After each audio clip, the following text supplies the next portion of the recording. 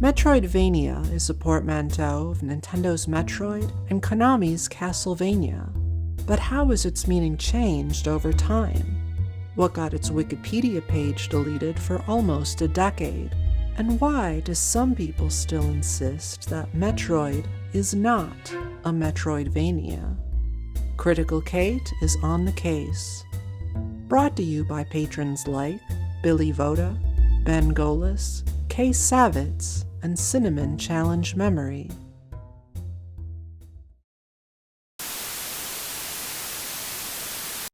Bucket list. Noun. A list of all the things you want to do before you kick the bucket. We all know what the term means, but can you recall where you first heard it? Most of us can't, and why would we? It's simply one of those timeless, age-old American idioms that's been passed down from generation to generation for longer than we can possibly know. Except it's not. It was actually coined for the 2007 buddy comedy The Bucket List, starring Jack Nicholson and Morgan Freeman. A film that, to be completely honest with you, I never did see, and yet I still managed to pick up on the lingo thanks to the inescapable barrage of movie trailers and TV spots that went out of their way to define it. The bucket list, a list of all the things to do before we kick the bucket. The reason we feel like we've always known it is due to the way our brain prioritizes memories. We continue to pick up on new bits of language here and there through osmosis, but what we don't remember is when and where we were when we learned each new word. Which is why, even though I am completely obsessed with the subgenre commonly known as Metroidvania, I absolutely could not tell you where I first heard it. On an intellectual level, I know it couldn't have been before 2009, based on what I learned when making this video, and yet, on some deep level, I feel like I've known it my whole life. I can't remember what it felt like to not know it, which got me wondering about a much broader question. How did the video game industry at large come to know of the word Metroidvania? What follows are the results of my investigation.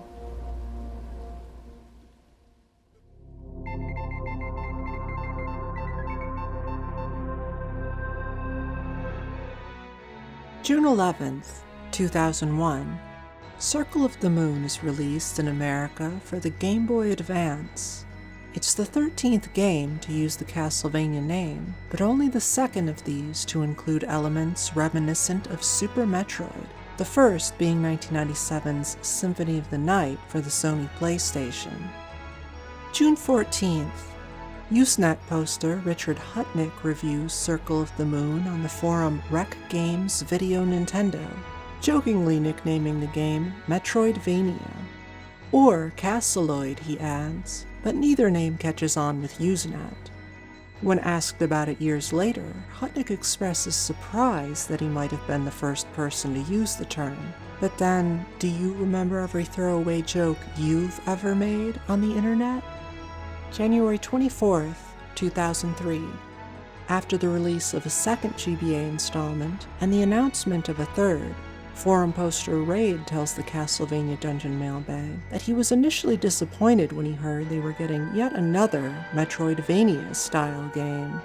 The use of a hyphen suggests to me the possibility that he might have coined it independently of Hutnick, but when I reach out, Raid isn't so sure, speculating that it may have already been in common usage on the forum. I attempt to search the forum, but unfortunately it moved hosts multiple times, and its earliest incarnations, like most forums from the early 2000s, have since been lost to time. However, I noticed that 11 months before Raid's letter, the mailbag hosted a discussion pitting Metroid against what it called exploratory Castlevania games. The term Metroidvania never comes up once, confirming that it was not yet in common usage. But I'm still not satisfied. I decide to comb through the handful of early gaming forums that haven't yet been wiped out, And while I don't find anything that predates Raid's message, what I do find is that Metroidvania was slowly beginning to spread. Only it had a slightly different meaning. Not Metroid-style games, but more specifically Metroid-style Castlevania games. February 25th. A Digital Press user says he loves the Metroidvania games. March 21st. A Next Level user says a screenshot for Shantae Advance looks like a Metroidvania. August 13th. An IGN user jokingly refers to Symphony of the Night as Metroidvania, but a few posts later uses the word to describe the entire category of Castlevania games. However, as the series approaches its fourth entry in as many years, some people are beginning to tire of the Metroidvanias. January 27th, 2005. Gaming Age Forum user Duckroll coins the term Igavania, a reference to Castlevania producer Koji Igarashi. Incidentally, Duckroll will later become the accidental inspiration for the term Rickroll. Get this. So on April 1st, 2005, a thread about a Duck Hunt April Fool's gag gets sidetracked by a discussion of the intent behind Duckroll's unique screen name. In response, a gaffer named Ferricide is inspired to create a photo manip of a duck on wheels. A year and a half later, anonymous image board 4chan discovers the graphic and becomes absolutely obsessed.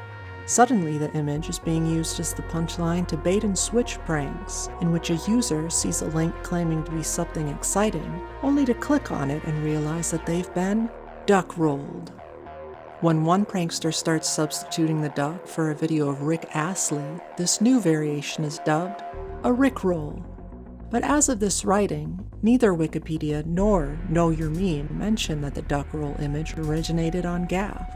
So, you heard it here first.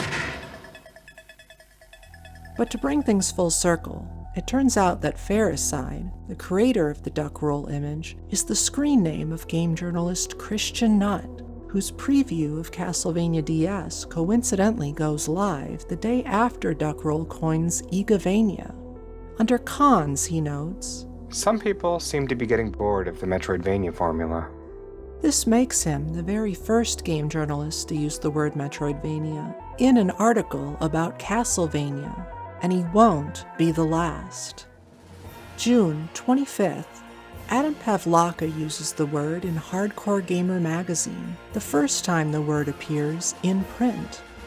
September 6th. Shane Bettenhausen uses the word in Electronic Gaming Monthly. He tells me a copy editor insisted on including the hyphen. October 3rd, 1UP's Jeremy Parish comes to the surprising conclusion that the Metroidvania format is pretty well mined, though he finds it hard to complain when the game is this good. Eventually, Parish's name will become so closely associated with Metroidvania that, to this day, he's still mistaken as the creator of the word. When I ask him about it, he says he first recalls seeing it years earlier on the forum of Scott Sharkey, who would soon become a 1UP contributor himself. Unfortunately, being a forum from the early 2000s, it too has been lost to time. However, within the snapshots of the 1UP website, I discover something surprising. It turns out that not only was Sharkey the first person to use the word Metroidvania on 1UP, even before Jeremy Parish, he also used it before Christian Nutt. Because while Nutt may have been the first journalist to use the word while talking about Castlevania, Sharkey was covering the games no one else was talking about. June 30th, 2004. Sharkey reviews Eternal Daughter, a freeware game co-created by future Spelunky and UFO 50 developer Derek Yu. Sharkey describes the game as pure Metroidvania, with a dash of Popful Mail for flavor. In the next paragraph, he elaborates. If you liked Super Metroid, you'll like Eternal Daughter, unless you're a wimp. You see, Eternal Daughter does add one thing to a familiar formula. Compared to a cakewalk like Symphony of the Night, it's damn hard. February 2nd, 2005. Sharkey becomes the first journalist to write about Cave Story, only months after the creation of an English fan translation. Perhaps controversially, he groups it in with Metroidvania-style adventure games. April 21st, 2006, Parish blogs about his plan to design a video game with a Metroid/Castlevania structure, which sadly never makes it beyond the sketchbook stage. Although he seems reluctant to use the word Metroidvania, that will all change within a week. April 26th, Parish posts a list of platform adventures to his homepage Toasty Frog in a subsection entitled Metroidvania, which he describes as a stupid word for a wonderful thing. April 28th, Parish's list is discussed on the Gamers Quarter forum. While two of the earliest responses argue that Metroidvanias are actually Metroid-style Castlevania games, others are more than happy to run with it, brainstorming additional platform adventures to add to the list. June 24th, Parish begins the Metroidvania Chronicles, a precursor to his eventual YouTube series Metroidvania Works. In his introductory post, he becomes the first person to really make an attempt at trying to define the word. As you of the internet may have determined sometime in the recent future, based on the fact that I won't shut up about it, I'm a pretty big fan of non-linear, exploration-based 2D platform games, or as they have unfortunately come to be known, Metroidvanias. A week later, Parish registers the domain name Metroidvania.com. August 22nd, Parish's Retronauts column transforms into a full-blown podcast, beginning with a Metroid-themed pilot episode. March 26th, 2007.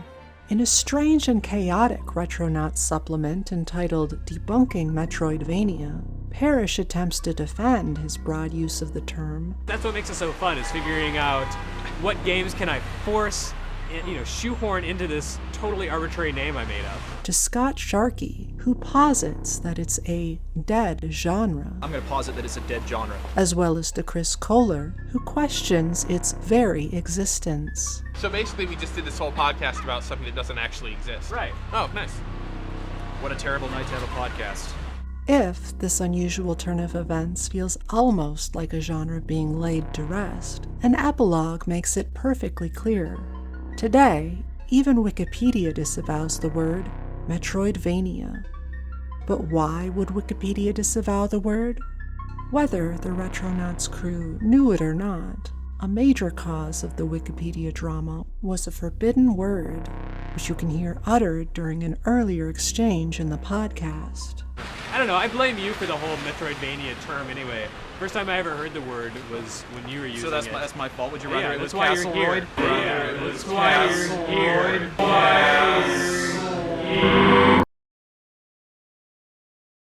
May 10th, 2003. 1 week after the release of the third GBA installment, an Amazon review describes the gameplay as Castleroid or Metroidvania in style, not to be confused with Castleroid, which was previously coined by Richard Hutnick. The review's author, Ed Oscuro, was not only a regular on the Digital Press forum, but also happened to be one of the Castlevania Dungeon's moderators. When I reach out, he's unsure how long either word had been around for, but admits that he loves a good spoonerism, a form of wordplay in which the expected order is reversed for comedic effect. And so Castleroid may very well have been his fault. On the Dungeon forum, the word is enthusiastically embraced by a small but passionate group of fans who prefer how the word Castleroid places Castlevania first. October 7th, 2005. A Dungeon regular creates a Wikipedia entry for Castleroid. It's filled with numerous unsourced claims, such as that the word Metroidvania first appeared in the late 90s, and that Castleroid quickly eclipsed it. The entry is immediately nominated for deletion. Unsurprisingly, the entry's creator objects. We need this one. Finally casting out the reality between the truth and the false. Signed, Yakko. But others disagree. Delete little-used neologisms. Metroidvania is more commonly used, in my experience, than Castleroid, but I'd vote delete on articles about either. Signed, A Man in Black. The result is delete. December 12th, a Wikipedia user creates an entry for nonlinear exploration. Among its list of alternate names for the genre, the most common term, Metroidvania, is conspicuously absent. February 1st, 2006. Nonlinear exploration gets nominated for deletion, but there is no clear consensus. Instead, someone takes it upon themselves to change the entry's name to Castleroid. February 27th. Wikipedia user Germont removes all the games from Castleroid's page that aren't Castlevania games, and then creates a separate page for Metroidvania so that it can function as a redirect to Castleroid. May 4th, Wikipedia user Lovecraft creates an entry for Metroid-style game.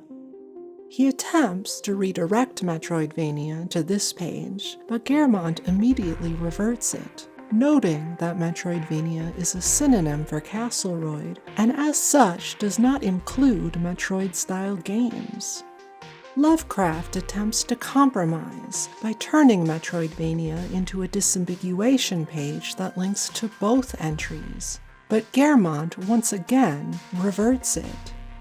Lovecraft re-reverts it and includes a link to a game review that uses the term, and that seems to do the trick. For now. May 16th, a Wikipedia user wants to revert the page back to a redirect, but their suggestion is summarily ignored. June 2nd, an anonymous Wikipedia user edits Castleroid to insert the following statistic. A Google search for Metroidvania brings up 1,390 results, while a search for Castleroid brings up 616. Most of those 616 results are discussions of the difference between the two terms. Because this is considered original research, the line is quickly deleted. June 7th. Lovecraft's Metroid style list excludes 3D games such as Metroid Prime, leading user Lankybugger to wonder whether the page should be renamed 2D Metroid style game. Too awkward. Metroidvania is the term most often used for this genre, but the creators of the Castleroid article throw a hissy fit if someone tries to modify the Metroidvania article. Signed, Lovecraft. I say we do it anyways. It's nice that they feel Metroidvania is somehow theirs, but I've seen the term used to describe Cave Story. Metroid-style game itself is pretty awkward. Signed, Lankybugger. But in the middle of this discussion, someone finally notices that Castleroid had hijacked another page after previously being deleted, and so nominates the current page for speedy deletion. But instead of a normal speedy deletion, a decision is made to merge Castleroid, as well as Metroid-style game, into Metroidvania.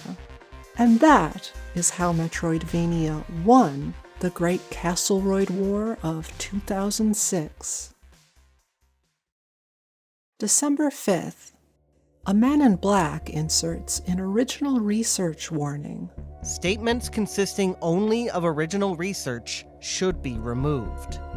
Over the next week, Lanky reworks the article to add more sources and removes the warning. December 13th. A Man in Black reinserts the original research warning. Still no references that support the claims made here. The warning is removed by Lovecraft, but the next day A Man in Black puts it back, along with a Weasel Words warning and citation needed flags after every statement that isn't backed up. Lovecraft gets to work, adding sources wherever possible, and deleting any statements that can't be sourced, which, to be clear, is most of them. Afterwards, Lovecraft writes the following heartfelt plea. Although I've put a lot of work into this article, I've recently realized it does not pass WP Neo. because there has never been a definitive work on the subject. The Toasty Frog article does not count. When I first joined Wikipedia, it welcomed neologisms, quirky articles, and even original research, with the expectation that such seeds would sprout into full, referenced articles. The current Wikipedia is a very different beast. Or maybe I was just deluding myself. This article does not belong in the current Wikipedia.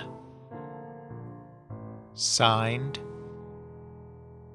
Lovecraft.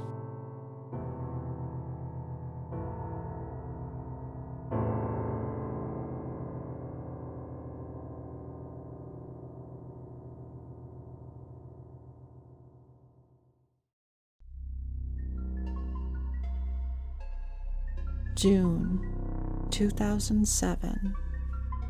TV Trope starts a Metroidvania page.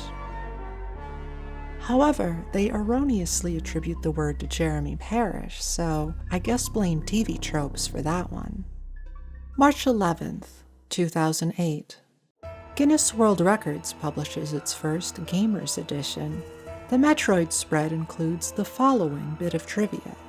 The Castlevania games share similarities with the Metroid series, in particular the free-roaming design in which new abilities allow access to different areas. Because of this, fans often refer to such games as Metroidvania in style. June 4th, 2009. At an E3 demonstration of Shadow Complex, the first console-based Metroidvania in over a decade, Chair Entertainment's Donald Mustard becomes quite possibly the first game developer to describe his own game as a Metroidvania. Growing up, one of my favorite games that's ever been made, and still is one of my favorite games, is Super Metroid. So our goal with Shadow Complex was to take the best of those games, of the Metroidvanias, and kind of bring them into the next generation. When the review embargo ends, almost every critic describes the game as a Metroidvania. X-Play's Morgan Webb becomes the first person to say the word on national television. If you like 2D Metroidvania-flavored games about exploration and blowing stuff up,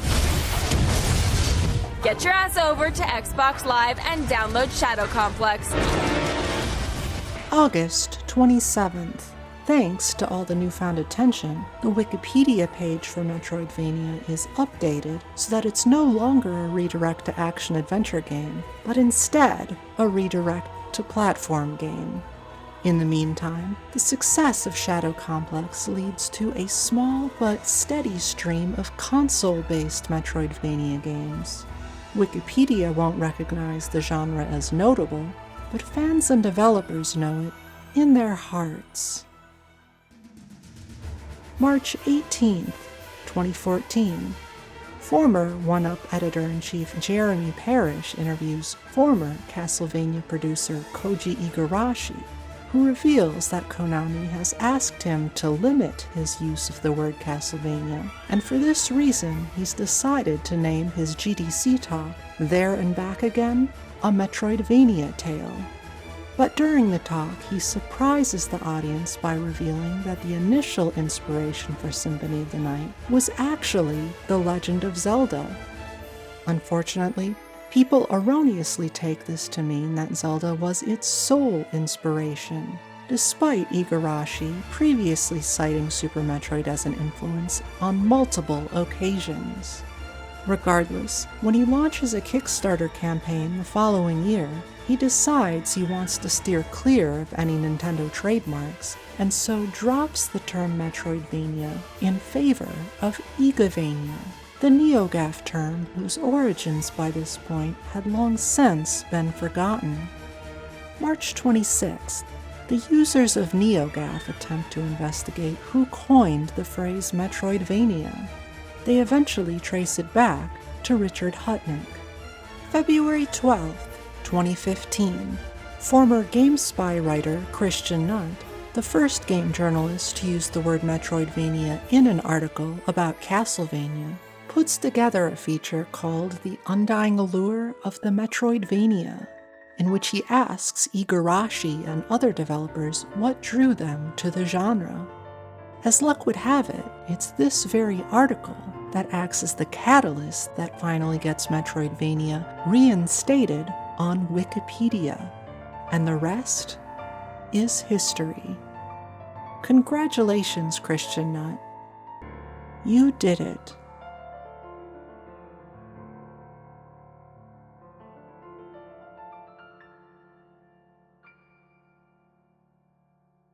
That's how this chapter was going to end, but then a new detail came to light. Over in my Patreon-only Discord, Carabit mentioned that in the early 2000s, when he used to hang out on IRC, which was sort of like the Discord of its day, that he held onto his old chat logs. Naturally, my first question was whether anyone had used the word Metroidvania. And you know what? They did. Not only that, the earliest mention was from January 17, 2003, which predates the dungeon mailbag column by one whole week. But what truly shocked me was who said it. Duck Rule. Could it be possible that the same individual coined both Vanias? When I ask him about it, he acknowledges that he coined Igavania, but he's not so sure about Metroidvania. Still, it opens up the possibility that my initial theory was incorrect. What if Metroidvania wasn't spread from the dungeon, but rather was spread from GAF? You see, while GAF's archive is mostly complete and searchable, everything before June 2004 is lost to time, and so there's simply no way we can ever know for sure. All we can really do is just accept that we've done the best we can. We've seen Metroidvania go through an astonishing evolution, from a single game to a series of games to a broad genre of games, and back down to a more specific subgenre of games. And yet, one question still remains. What the fuck even is a Metroidvania? What is a Metroidvania? A mappable little mile of secrets. But enough talk. Have at you! Back during the Great Castleroid War of 2006, there was one thing that both sides were fully in agreement on: that the original Metroid was not a Metroidvania. The Castleroid folks excluded it because it wasn't a Castlevania game, but Lovecraft felt it didn't count because it didn't include an automap or an in-game story, two features that nobody really considers defining characteristics of the genre today. But then, how does one define a Metroidvania? The oldest ancestor of the Metroidvania is a text-based computer game called Adventure. Inspired by the tabletop role-playing game Dungeons & Dragons, your objective was to explore a large, non-linear dungeon while the computer acted as your DM. Which might sound like it too would be classified as an RPG, except for how the game handled progression. In video RPGs, progress involves gaining experience points so that you can level up and fight tougher enemies, but Adventure had no experience points. Instead, progress involved finding keys to unlock doors, or finding key-like items to solve puzzles that blocked your path. The game was so influential that, like Metroidvania, it became the namesake for an entire genre called adventure games. Subgenres soon followed, like graphical adventures and point-and-click adventures. But when text adventures were combined with arcade-style action, they became action adventures.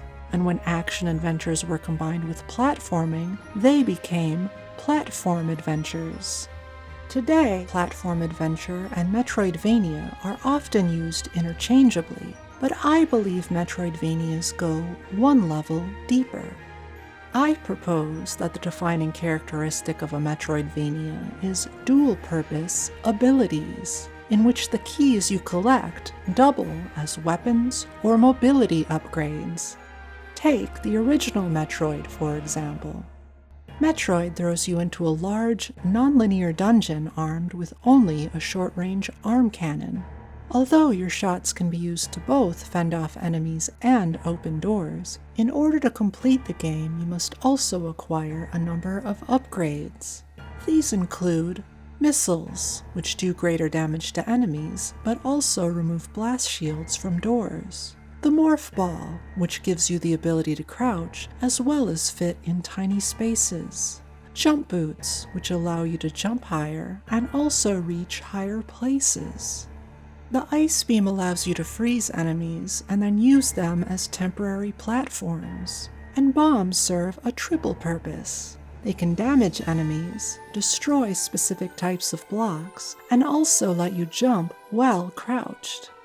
The arm cannon and morph ball are used to reach the bombs and missiles, and the bombs and missiles are used to reach the ice beam and jump boots, which is essentially the basic gameplay loop of every Metroidvania. If I were to boil all this down into a dictionary-style definition, I would first define platform adventure, a video game genre of platformer in which the player explores a large, non-linear space in search of keys or items that allow access to previously blocked paths. I would then define a Metroidvania as a video game subgenre of platform adventure in which progress is made by discovering and acquiring dual-purpose abilities that allow access to previously blocked paths. From there, I might even pose additional subgenres. Symphony of the Night is a Metroidvania RPG. Metroid Prime is a Metroidvania FPS. But it all started with Metroid. Or did it? Are we certain that there were no Metroidvanias before Metroid? That's the central question behind a new series of bite-sized videos I call Metroidvania, in which I backtrack through the history of platform adventures to see what I can find. If that sounds like fun, please consider supporting my research on Patreon. This video was brought to you by patrons like Andrew J., Daniel Sanford, Ender Wiggin, Jason Scott, Jeff Hungerford, Joshua Altstadt, Madeline Beta, Phil P., Rob Schmuck, Roger and Caitlin Richardson, Ryan, Sella Janella, Sembiance, Steve Lynn, Stephen Maruzak, and Violet Field. Thanks for watching.